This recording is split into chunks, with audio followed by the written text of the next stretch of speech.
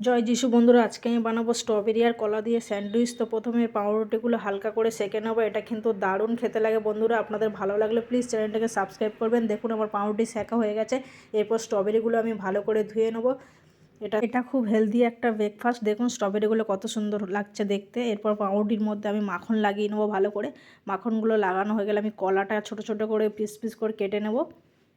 দেখুন এইভাবে গোল গোল করে কেটে নেবেন কলাটা কাটা হয়ে গেলে আমি স্ট্রবেরিগুলো মাঝখান থেকে কেটে নেব।